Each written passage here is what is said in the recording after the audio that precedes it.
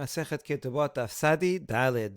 We saw the Mishnah already that if a man is married to 4 women and he dies, his estate has to pay out the Ketubah to all 4. But there may not be enough money to pay all of them. So let's say, for example, that they're each collecting 200. So the first one, who was married first, has rights to get paid in full first. However, she has to, before she gets paid, she makes a vow to the second wife that she didn't receive any money yet. So she can collect the full 200. She makes that vow. After she's done, if there's still money left over, then the second will make a vow to the third, collect what she had. The third makes a vow to the fourth, and she collects. If there's still money left over, the fourth collects without a shivuah, because the first 3 already got paid, so the fourth one can take whatever is left. That is the opinion of Tanakama. Ben Nanas, however, said, well, just because she's last, she should get an advantage. Rather, the fourth also has to make a vow. We're going to start today's Gemara explaining 3 different reasons why Ben Nanas would say that the fourth one would have to take a vow. So we ask, B'mai kami palge, what is at the essence of this controversy? Answer number 1, Amar Shemuel, כגון שנמצאת אחת מהן שדה שאינה שלו, ובבעל חוב מאוחר שקדם וגבה kami palge. We're talking about a case, for example, where one of the fields that was paid to the first wife or the second wife turns out that it was not his, it was not the husband's. He had taken it, he had stolen it, and now it's going to be repossessed.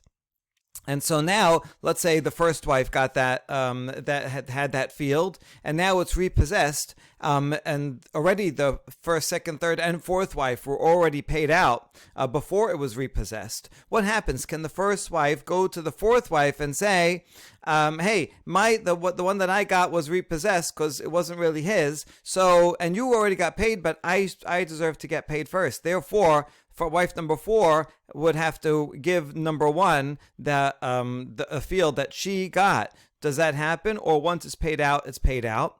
So that's what the machloket is about. So regarding a Baal Chob, a creditor who is a later creditor, has a lien at a later date, but if he comes and collects first, he seizes the property, he's awarded it in court before a lien holder that really is earlier, the earlier lien holder should get it, but if the later lien holder happens to get his hands on it first, what is the status, right? Can the earlier lien holder remove it from the later lien holder or not?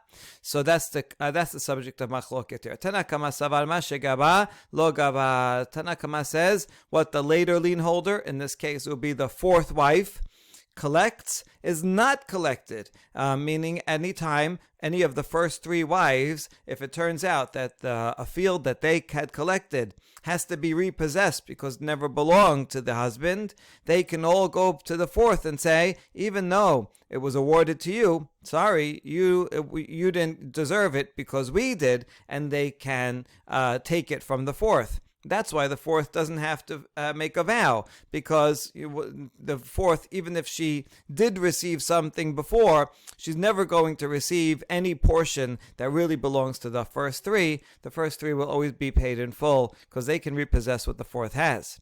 Ben Nanas, however, says, in general, if a later lien holder gets his hands on that land first, the earlier lien holder cannot take it away.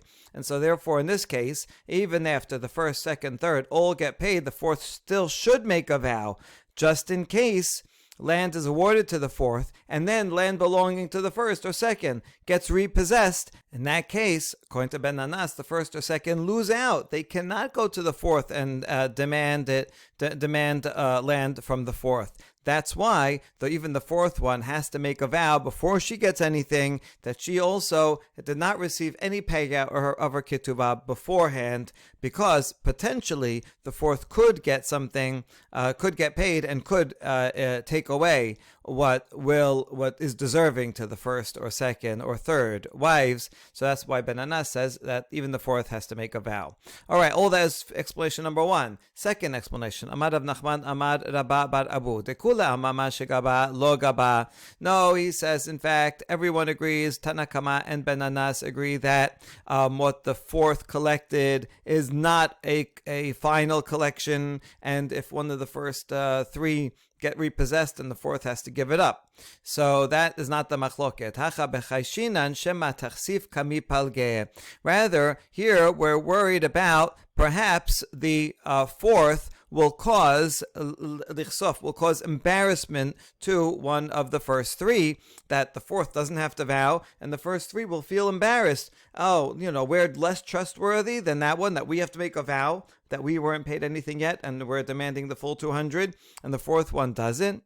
Ben Anas says that we do worry that they will feel embarrassed, and therefore make the fourth wife vow, even though what she possessed is not really is not fully possessed, so that the fourth one will never actually take away any land that belongs to the first three, because the first three can always repossess it if one of their lands is repossessed. But in order that they not feel embarrassed, so let all four be treated equally. Whereas Tanakama says, no, we don't worry about that. The fourth one is causing embarrassment to the first three. It's understandable. The first three says we're getting paid first, so we're going to vow, so that we can ensure the next one that we were not paid at all. That's why we're collecting. So they'll understand that it's not because she's more trustworthy, because that's the order.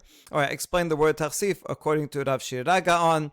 Rashi has a different explanation, that the fourth one, since she knows it may be repossessed, is going to plow the land and take everything from it in a short way, in a short term, and ruin the land, because she figures probably one of the first three's lands are going to be possessed. I'm not going to keep this a long time, and so we don't want that to happen. Okay, but I think Rav Shira Gaon is a more straightforward explanation. Third explanation, Abaye Amad, Abaye Kashisha Ika Benayu. Abaye, the fourth generation Amora, says that they are arguing about the opinion of Abaye Kashisha, different Abaye the elder, who's before Abaye. What did he say? He's a Tana. The Taneh Abaye Keshisha, the elder Abaye, said in a Braita, Yatomim Shamru Gedolim Ven Tzarich Lomar Ketanim. When the rabbis talked about orphans, and they said anyone who collects money from orphans has to make a vow, they were talking about not only when their orphans are children, for sure. There, everyone agrees that if you're taking money from child orphans, so you have to make a vow, because they don't know how to protect themselves.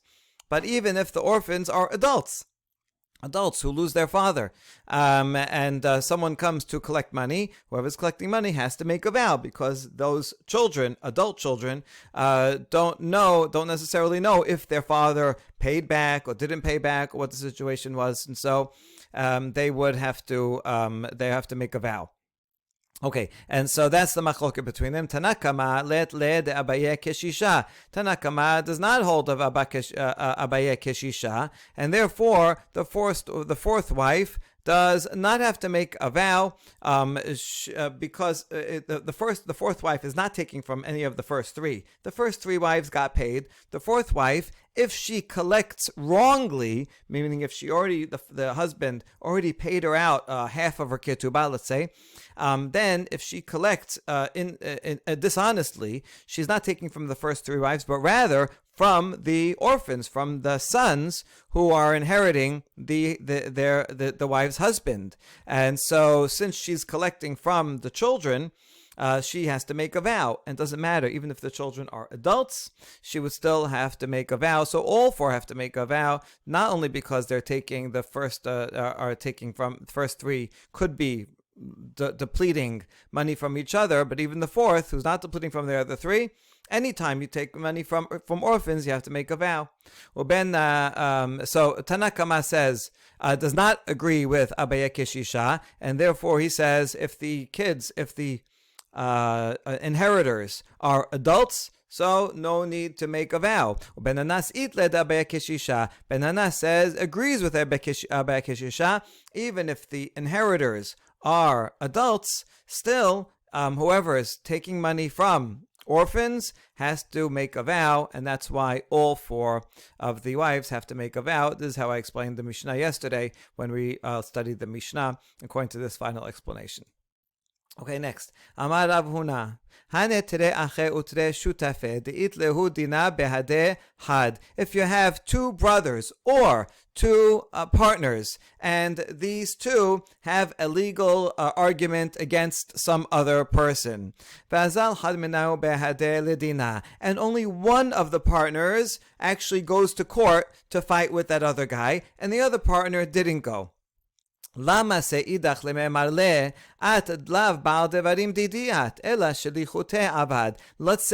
the brothers or partners lose the argument in court. So the brother who decided to stay at home and didn't go to court cannot come and say after they lose, oh well, that my brother, he's the one that went to court, but he did not represent me. I had no dealings with him, and so I get to bring you to court. I go to court again separately because I would have, if I was there, I would have made some better arguments. No, you can't say that, but rather each partner or each brother is an agent for the other. So same thing like in a class action suit or something, where there'll be people that represent all of the plaintiffs. And so unless you say, I'm not part of that class action suit. Otherwise, whoever is going to court is going to court on behalf of all of the plaintiffs. And that's the same thing here. Once the case is decided against, because one partner went, the other partner cannot complain. One time Rav Nachman went to Surah and asked in Surah, what do you think about a case like this? Rav Huna said that the brother who stayed home does not have a right, and so he asked them what they think over there. Right? Do you agree with Rav Huna? Amar lehu matnitinhi, and so they said, yes, we agree, because look at this Mishnah. הראשונה נשבעת השנייה, ושנה לשלישית, ושלישית לרביעית, ואילו ראשונה לשלישית לקטנה, מה טעמה? למשום דשליחותה עבדה. We can prove it from our Mishnah, because after all, see, when the first wife wants to come collect, she makes a vow to the second wife, and the second to the third, and the third to the fourth. But the first wife doesn't have to make a vow to the third, right? Doesn't say that. Why? Is it not because that when she makes a vow to when the first makes a vow to the second is an agent representing herself 2, 3, and 4, because they all three of the next wives, 2, 3, and 4, have interest in making sure that the first one was not paid at all. And so really the first one should have to make a vow to 2, 3, and 4. 2, 3, and 4 are all the plaintiffs here. They all have interest in making sure that one doesn't collect dishonestly. Nevertheless, the Mishnah says that one only has to make a vow to 2. And the number 3 can't come and say, hey, no, I didn't hear the vow. You make a vow again to me. I didn't accept that vow. No, she represents all of them. Okay, so therefore in Surah they upheld what Rav Huna also said, but then the Gemara itself says, "Midameh, hold on, that's not really a good proof. Hatam shivua lehad ushvua leme'ah hacha amar ilu anahavai ta'inena tefeh." In the case of the Mishnah, where the first one makes a vow to one person is the same as making a vow to 100 people, right? If someone would lie about a vow or tell the truth about a vow, it doesn't really matter how many people the vow would affect or how many people she's saying it in front of, right? She made a vow to one, so to the second one, and that vow was equally believable for the third and the fourth. It's not like the third said, oh, I want to hear the vow again. If I was there, then she would have told the truth. She vowed already. That's enough. Whereas when you're going to a court case, there it's a lot more complicated. It's not just about a vow. There's all kinds of possible claims that you could make. evidence that you can bring, and arguments that you could take, and so the partner who stayed at home has a legitimate claim to say, "Oh, my partner went. Oh, I didn't know he was going there, or I knew he was going there, but I thought he was going to make a good argument. Seems like he didn't make it. We had a better argument, and so I want to relitigate the case because I wasn't there." So these aren't the same, and really, there's a reason to say that in the case of a vow, yes, one represents all. But in the case of a court case, maybe not. Maybe the one who didn't go to court does have a right to relitigate. However, the Gemara says, "V'lomaran ela de la ite bemata, aval ite bemata iba ele limete." However, this consideration that if you weren't there, maybe you do have a right to relitigate, that's only if that second brother was not in town. He was away, and so he had no possibility of coming to court. If that's the case and they lose, so then we could consider that when the first one loses, the second one comes back and says, "Oh, you didn't give this argument? No, this doesn't apply to me. I want to relitigate because I wasn't there." Maybe we'll take that into consideration. However, if the other partner or other brother was in town and he was just too lazy to come, sorry, then you can't. Then they have no right to relitigate. Right? If you really wanted to be there, then you should have gone. Itmar, shene shetarot hayotzim b'yom echad. Rav amar holkin, ushmuel amar shuda de daine. This section of the Gemara is now commenting on the second half of the Mishnah from yesterday that talked about various shetarot that have the same date on it, so which takes precedence. Well, we look at the time. If there is a time stamp on the date on the contract, then the earlier one is the one that will have the first lien. That's the one that will take effect.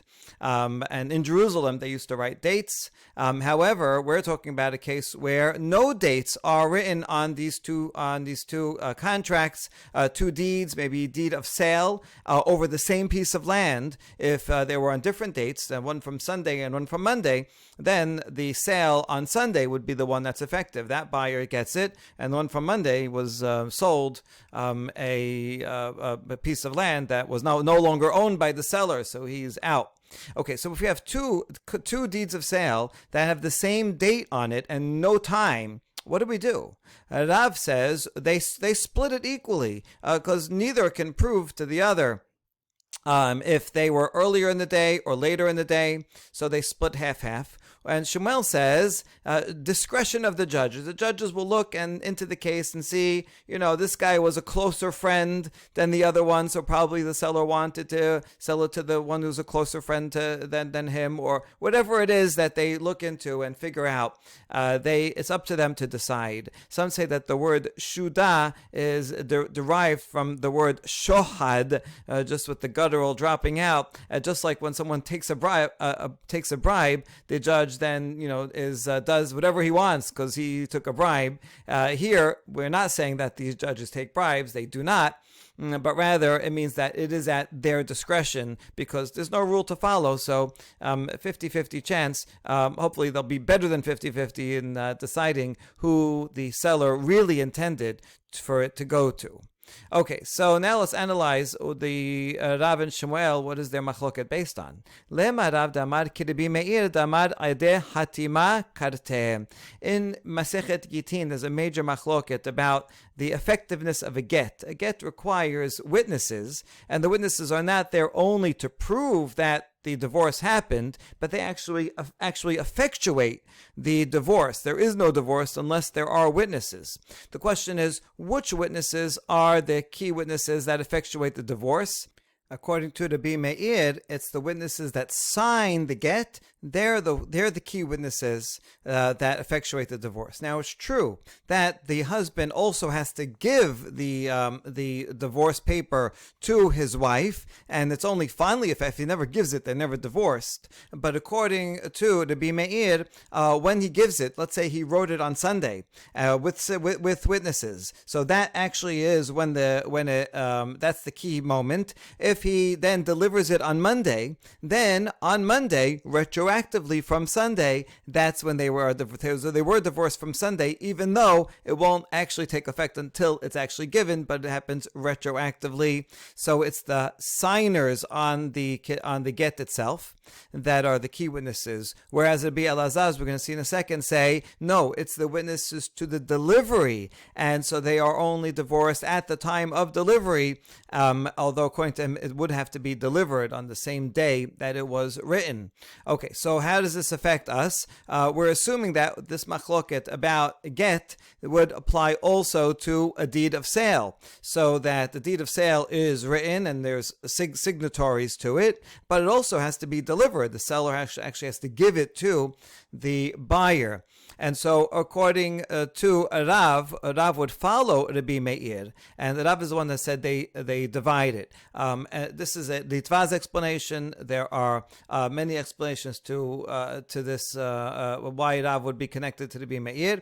So this is one. The idea is as follows: when they sign it, let's say on Sunday, and one he signs one sale of delivery in the morning and one in the afternoon, but we don't know which is which. But in any case, he doesn't deliver them until Monday. So now on Monday, the seller delivers two documents to two different people. Since they happen retroactively and there's no time in them, so they happen retroactively to Sunday as a whole, not to any particular time on Sunday. And therefore, actually, both buyers have an equal right to the land, and that's why Rav says they should split it.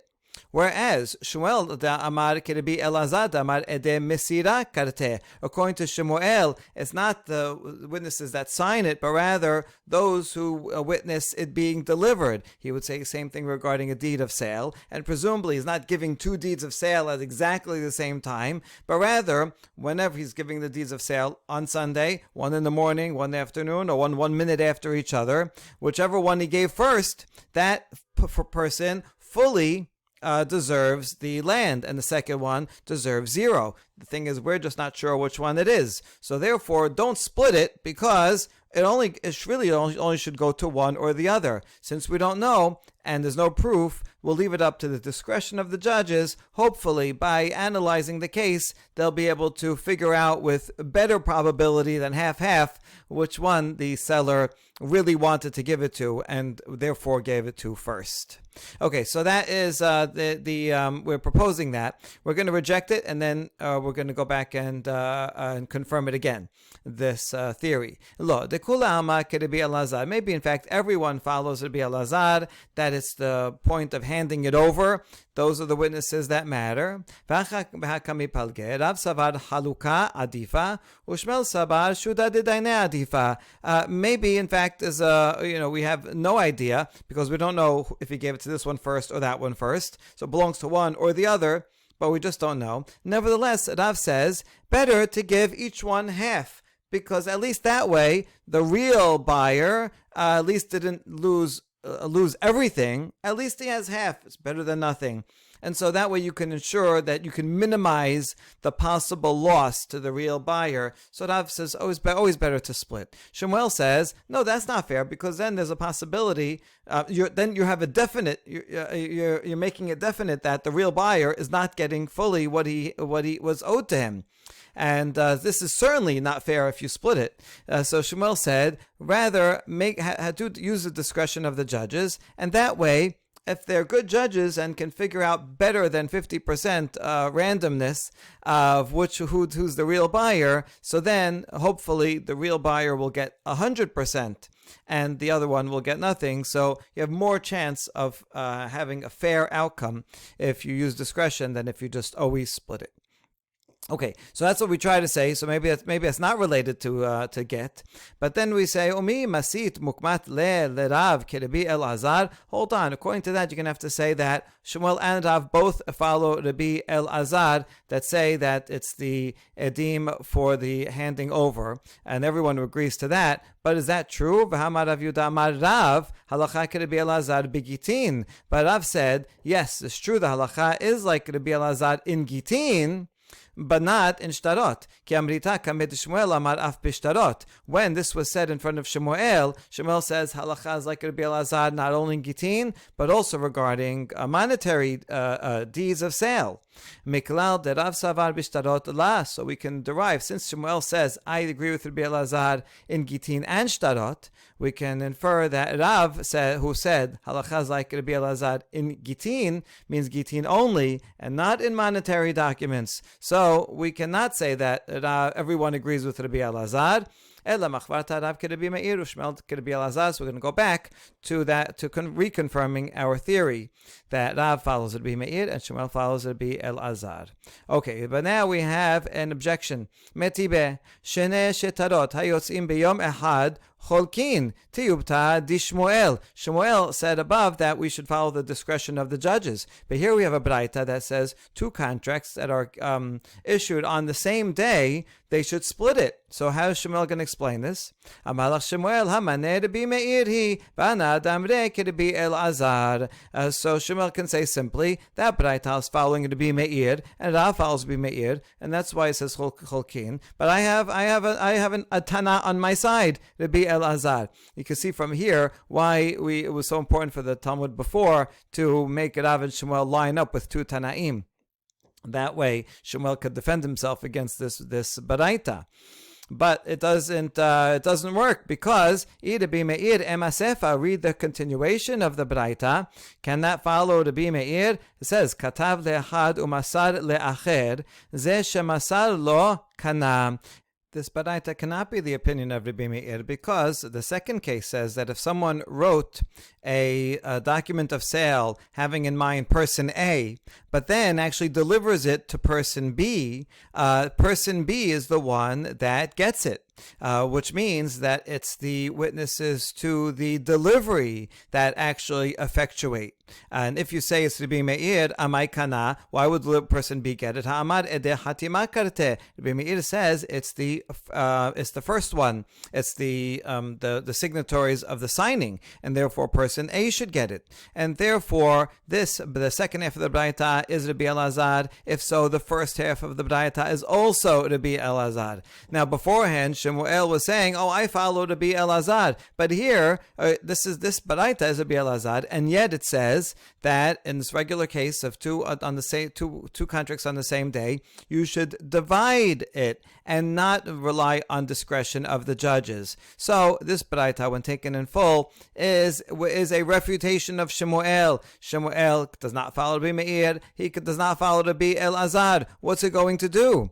And the answer is Tana'ehi. In fact, it is another machloket, not the one between Rabbi Elazar and Rabbi Meir, but rather between Chachamim in Eretz Yisrael and Chachamim in Bavel, and Shmuel is following Bavel. As this braita says, Detanya, Chachamim omrim yachloku v'chan ameru ma she'irseh hashalish ya'aseh. This braita is talking about a case where person A sends some money to person B with a messenger. In the meantime, while he's on the way, B dies, A dies, and he doesn't know what to do with the money. It's not clear. A didn't tell him, in case he dies or in case I die, this is what you should do.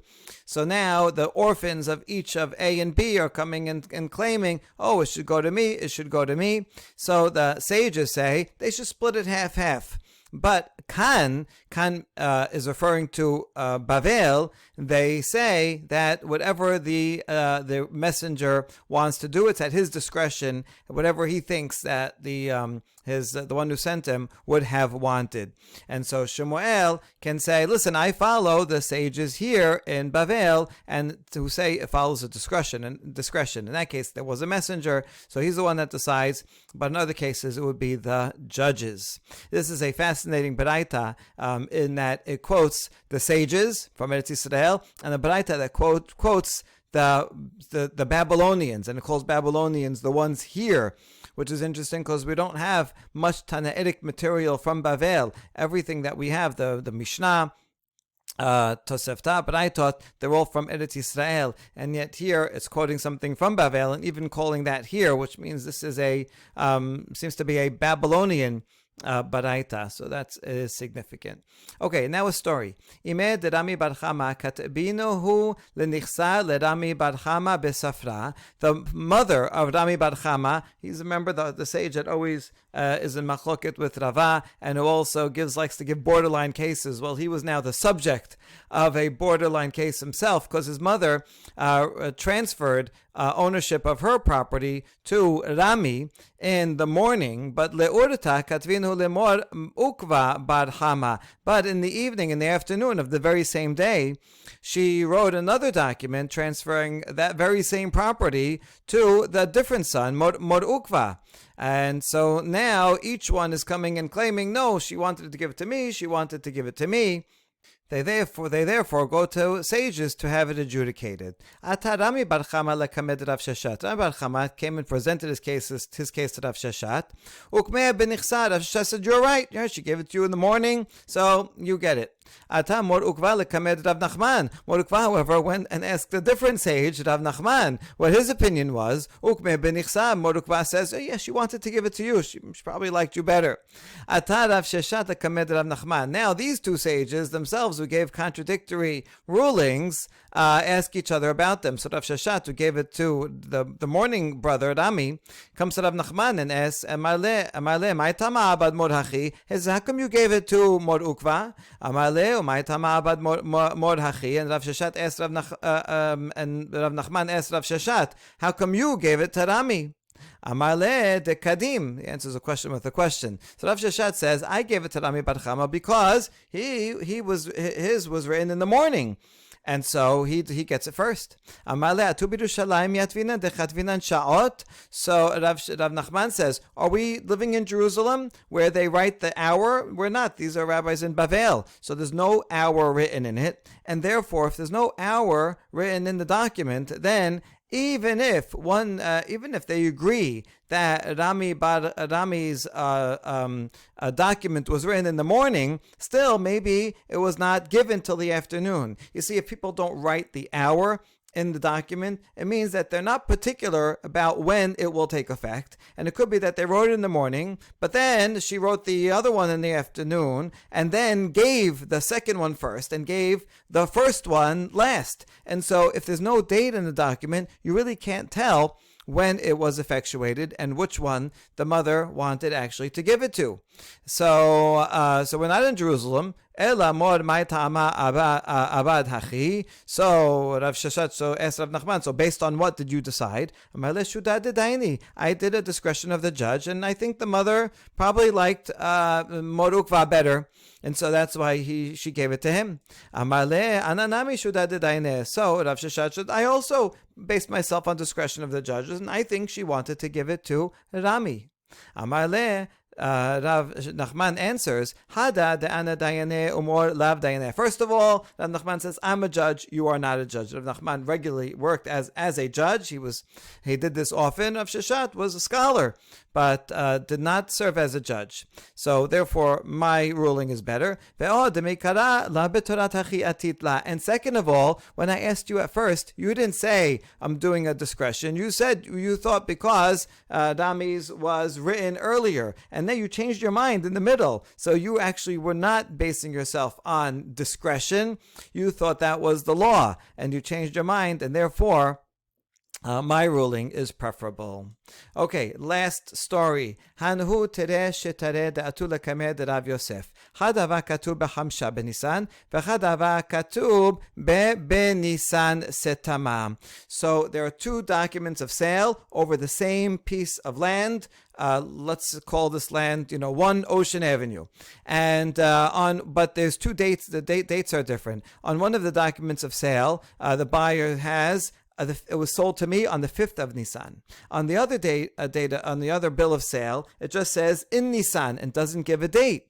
So we don't know, does that mean Rosh Chodesh Nisan, or earlier than the 5th, or later than the 5th? So if it was earlier, then he gets it. If it was later than the 5th, then the one that has the 5th gets it.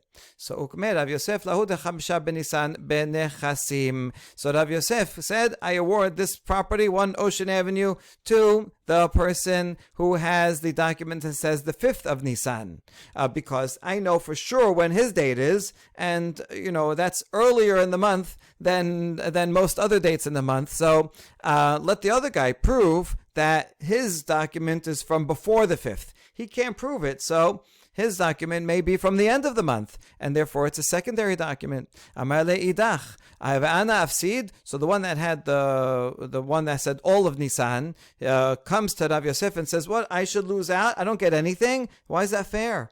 Rav Yosef explains, Amar le at yadach ala tachtona. You are at a disadvantage. You have to bring proof of your case. Emma bar esrim v'tisha b'nisan at. Could be that your sale happened on the 29th of Nisan, and so therefore, unless you prove otherwise, I'm going to go with the guy who has a definite date on the 5th, and he gets the land. Okay, good. So that 1 Ocean Avenue goes to the one that has the 5th, but now the one that has the other document, he paid $1 million for that piece of land, and so he's owed something. So he can go back to the seller and say, listen, you sold me a piece of land that was already sold. I never got it. And therefore, you have to give me, my money back, or some other land that you have. I want your land at 2 Ocean Avenue, right? Give me that land instead. Okay. Amar lev v'nichtov limor tirfa me'iyar ve'elach. So the guy who got no land, who had the contract for the whole month of Nisan, he goes to Rav Yosef and says, listen, can you write me a document of authorization to repossess that will be dated from Iyad on? That way, if the seller, let's say that seller had more land at 2 Ocean Avenue, even if he sold it to someone else in the meantime, way after in the summer, nevertheless, this guy who has the document for the whole month can go and repossess the land, since he paid for land in sometime in Nisan, even if it's at the end of Nisan. So fine, from Rosh Chodesh Iyar, he has a lien on the seller's land, and he can go repossess it. So he says, can you please give me a document of repossession so that I can go and get my and get what's coming to me from the seller? Rav Yosef says, no, sorry. Amar le yachle lememar lach at bar had benisan at. No, I won't give that to you, because the guy who bought 2 Ocean Avenue in the meantime can come to you and say, wait, leave my land alone, 2 Ocean Avenue. You go take 1 Ocean Avenue, because maybe you had the earlier date before. Maybe your sale was from Rosh Chodesh Nisan, and therefore, really, that's your land. You go prove that your date of sale was after the 5th, and therefore the one that is on the 5th gets 1 Ocean Avenue. Only then can you come and claim 2 Ocean Avenue. But the guy who now owns the buyer of 2 Ocean Avenue comes and says, no, 1 Ocean Avenue, that may very well be yours. Go prove otherwise. So now this guy is really stuck, because he can't prove that his date is before the 5th, so therefore he can't take 1 Ocean Avenue, and he also cannot prove that it's afterwards, and so therefore he doesn't deserve 1 Ocean Avenue, so he does deserve to repossess from the seller 2 Ocean Avenue. He can't prove that either. He can't prove he's before, he can't prove he's after, so he can't get either land. So this guy is really stuck. My takante, what can we do to help him out so that he could repossess 2 Ocean Avenue and not lose out on his $1 million? Nichtavu harsha'a lahadadeh. Here's what they could do. The two guys, the original guys, the one who had a contract from the 5th and the one who had from Nisan, they can write authorizations to each other. In other words, the one that has the 5th will say, listen, I authorize you to be my agent, and the other way around also. And that way, between the two of them, for sure, one of them has a right to repossess 2 Ocean Avenue, because they were both sold the same piece of land. So if they, as long as they authorize each other, it doesn't matter which one's which. When the one who has the Nisan all of Nissan document comes to the buyer of 2 Ocean Avenue, he could say, I'm acting either as myself or as the agent of the other guy. And therefore, it doesn't really matter if mine is before or after the 5th. My purchase is certainly earlier than yours, which was after Iyar, and therefore I'm going to take 2 Ocean Avenue, and that way he'll be able to collect 2 Ocean Avenue, and then, well, that buyer will have to go back to the seller and take him to court to get his money back. But at least this guy will be protected. Baruch Adonai Le'olam. Amen ve'amen.